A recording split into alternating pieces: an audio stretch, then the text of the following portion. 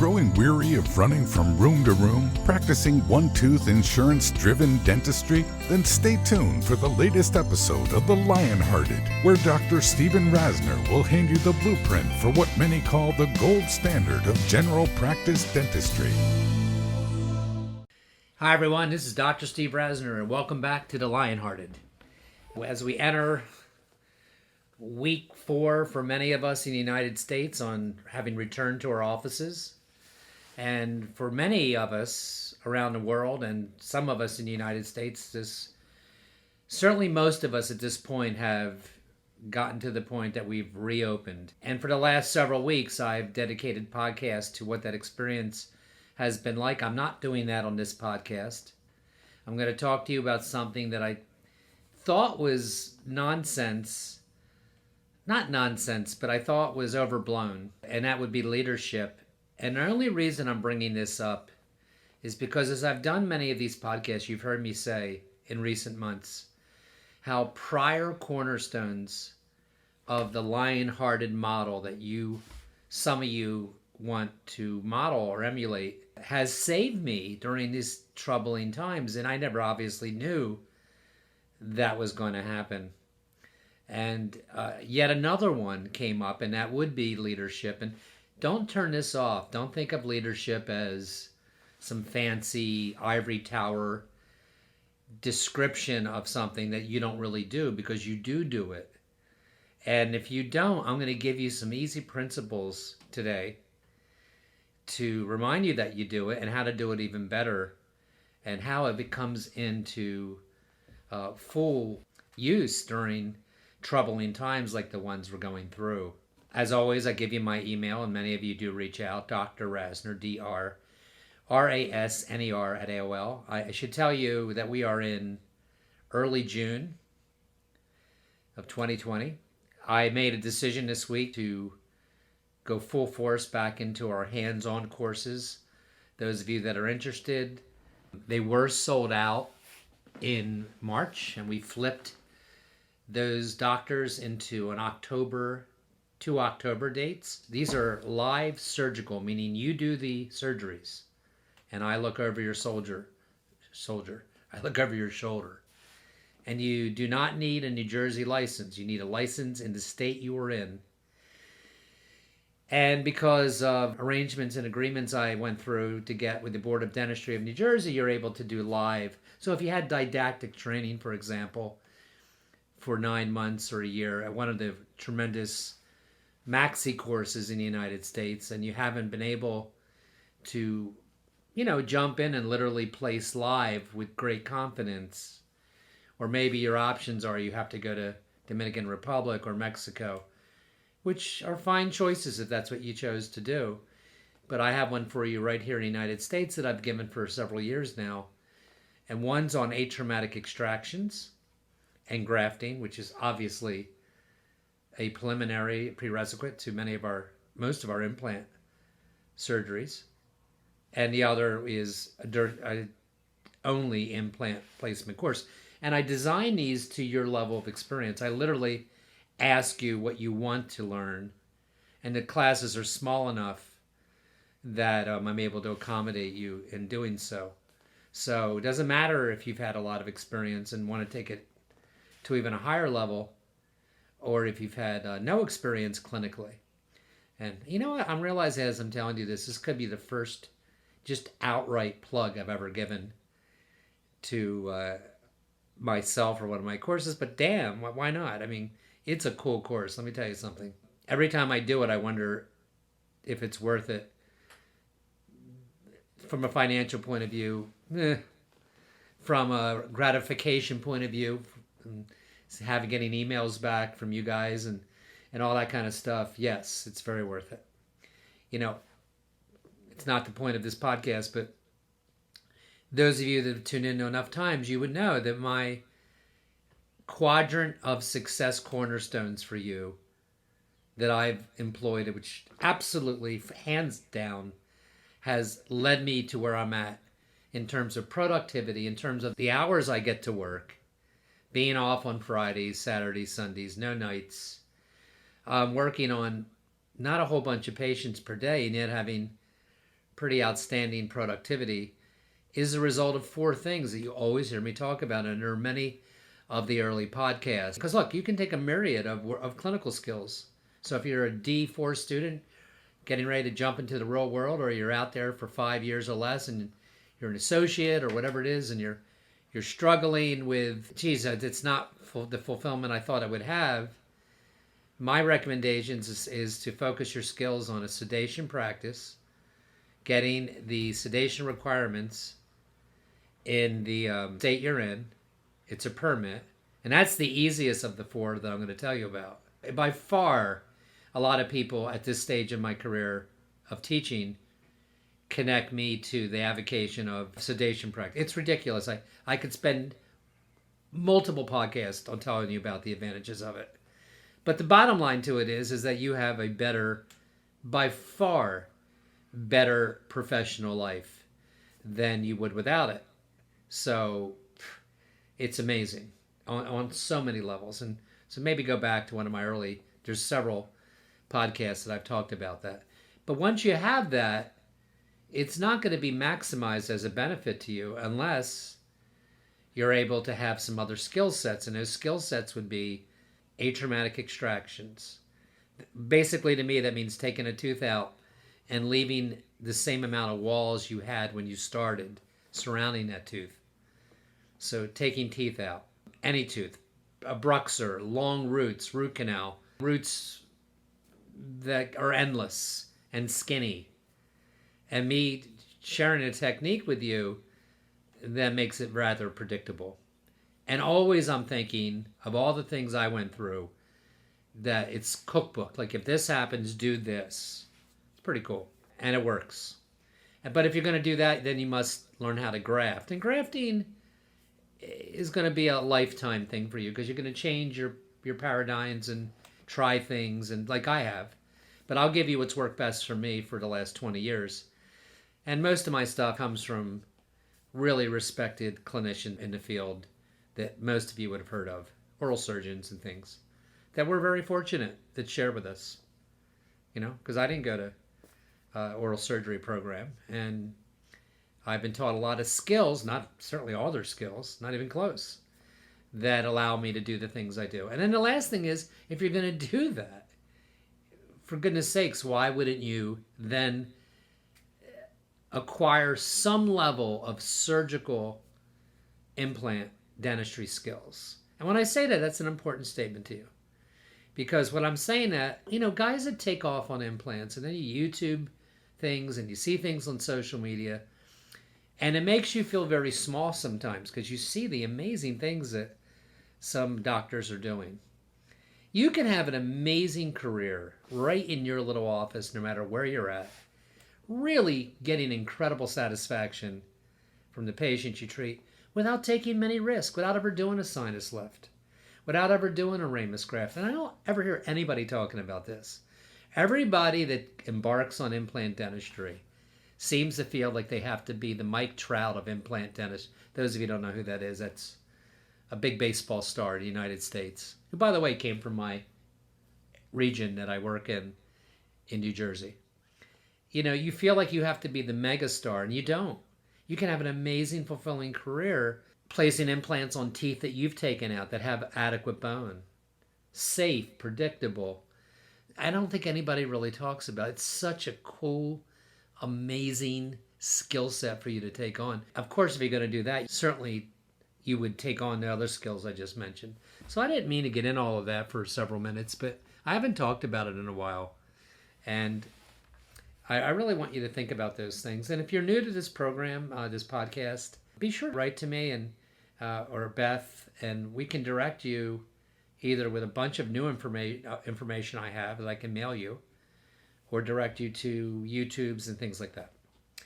So let me get to the subject that many of you probably are cringing over, and that would be the leadership skills. This happened to me because I was asked to do a webinar on leadership.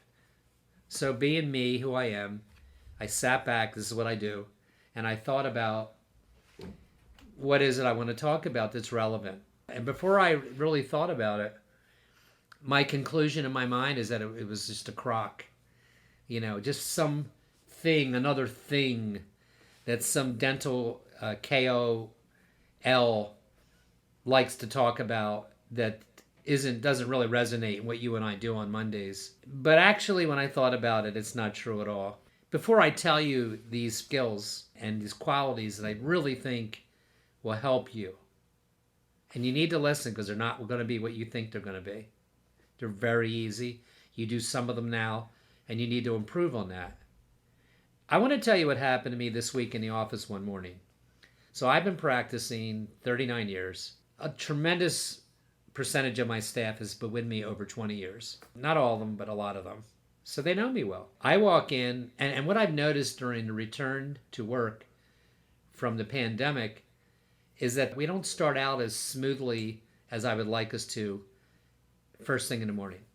I'll notice when I get to the office, there seems always to be a few patients outside waiting to get in. And my staff seems to be more talking about what they did yesterday or this weekend than germane, relevant matters to making this day go smooth. So I'm telling you that because I actually talked to them about that.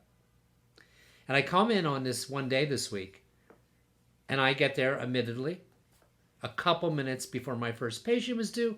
But my first patient at this stage, because of the corona, goes through a winding road of maybe 30 minutes almost until we're able to actually literally start doing dentistry. So I wasn't worried about it because I had a lot of meetings with protocols to put in place.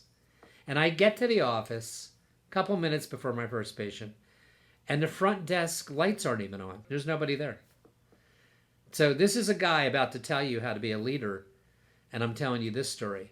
Literally, there was nobody at my front desk. So nobody would check the message machine, which is the first thing you should do because you don't want to have a cancellation that you can't fill or that you're sitting around waiting for at 9 o'clock that doesn't show up. Ask me how I know, right? The message machine wasn't answered. The phones were ringing. I answered the phone. And I had one or two staff members there, but they just weren't in the front desk area. Nobody was. So the lights weren't even on. And it turns out one took off a vacation day that indeed she had requested for, but I didn't know about it. By the way, for her 20-year-old son's birthday. She's a great worker. She's going to get away with it. I don't know how essential that would be normally to me. Come on. People that need to work usually don't, unless there's a graduation or some special thing. I'm sorry. You got to celebrate that on a Wednesday morning. There's no other alternative. Another person, same morning, called out because somebody died in their family. Do you ever have one of those employees that you've lost track on how many grandmothers have died? I like this employee. She's probably my newest one, a couple years with us. But there always seems to be somebody passing away. And I don't mean to be frivolous about it or callous, but it really does seem that way. And again, on this morning, now that I had two people out. And the third one, which I think is the best answer of all I'm going to give you, overslept. At least she said it. She overslept. I'm sorry, it was a horrible day to oversleep. And I don't know that she's done that many times. And again, these are great front desk people. But I'm telling you that because if that happens, I know that happens to you sometimes. And I didn't finish telling you. In my second office, 15 minutes away, 2 of the 6 people that staffed that office went home sick. This is at 9 o'clock in the morning. And this is how I start my day. And I just had a meeting, several meetings in these past few weeks about the importance of every minute during these hours. And I mean it. It's true to you too. If you're seeing 6 patients a day in hygiene instead of 8 or 10 now, doesn't it matter to you that all 6 show up? And in my schedule, I'm running at 65% tops. There better not be any cancellations. And you better make sure that when I'm physically there, that I am productive, that you put thought into what I am doing that day, all which has been taught. So sometimes you have stinker days, and I did on this day. And I tell you that because even when you do all the things I'm going to share with you, sometimes it just doesn't turn out for a weird array of reasons. And it doesn't make you a failure. I felt like I had no right on Wednesday morning to lecture to anybody about what leadership takes to be in a productive dental office. So there's full disclosure. So let's talk about it. Why bring all this talk in? How's this relevant to the Lionhearted dentist? Here's how it's relevant. Lots of you right now have a $300,000, $400,000, $500,000 practice that you're trying to break into the real rewarded area of $1 million plus if you have good overhead protocols in place. I could take anybody listening in any state or any country from 500 to 1.5 million blindfolded. It's not even a challenge. I didn't say I could take you from 2 to 3 to 4 million. That's a harder thing. But I could do the other. And so if you're listening, if you're a startup and in the last 3 years and you want to break that out, you're going to if you implement many of these principles. And when you do, and you double your productivity, which is going to happen to many of you or more, your profit's going to go up as well. Even if you have a lousy overhead, your profit's going to go up. And you're not going to split that profit equally with your 5 staff members or whatever you have, because nobody expects that. And the point is that you have the most to gain and to lose in this enterprise that you've opened in the last couple of years called dentistry. So that should be the motivating factor inside that pushes you to do the things I'm going to talk about, to do the leadership things that even I don't feel like doing sometimes. It's the truth. I guess the bottom line I'm telling you is it's worth it. I mean, you've heard me say this, and it's hard for me not to spin off on a tangent. My speaking company that's called the Rasner Institute used to be called Realizing the Dream. And I called it that on purpose. By the way, I own that name. It's remarkable that I owned that, but I did. I might still do, I think. You see it all over the place. But I actually, for my company, it was called Realizing a Dream. And I called it that because to me, I was able to land in a spot doing all the things that you tune into weekly that I've shared in the last year and a half that I thought was dreamy. You know, working 4 days a week, not working evenings, not seeing 1 million patients a day. I mean, very few. Having everything really tight the way I like it. You know, when I say that, I mean a really clean break room, a really clean office, because I've delegated and asked for all these protocols that don't upset my energy during the week and I look and I see something I don't like. 99% of the time, that is the case. What I just shared with you in this podcast that happened to me last week doesn't happen very often. But I want to be real with you, so I share everything. So to me, it felt like a dream, realizing the dream. And it really is going to happen to many of you. So it's worth it. Dentistry does not have to be a profession that it easily can be, where you get burned out by doing rote procedures that you learned in dental school, where you're surrounded by average staff, rules and policies, because maybe you're an associate or maybe you're part of a larger corporation and you don't like their philosophy. It doesn't have to be like that. You have your own control. And the number one thing that you have under control is your ability to improve your level of skills through something called CE. And you got to want that. CE, training in anything you do always leads to improved operations of your office. And I'll tell you why. Because when you're taking those CE courses, you're out of your office and you're exposed to other winners in dentistry. You can't help but pick a pearl here or there and apply it to your own office, and then maybe a variation of it in your own office that makes you ultra successful. So I'm going to tell you right now, I can tell from the length of time, and I hope this resonates to you, that when I go off on these tangents, to remind you why it's worth it. We're probably going to do 2 of these, this and next week as well, on this subject. Another great reason for you to become and adopt leadership skills that I'm going to share with you is because it helps you minimize the bumps. In other words, if you don't lead and your staff members have no consequences for whatever they want to do that given day, then you're going to have a lot of bumps. I'll give you some examples of what I mean when I say that to you.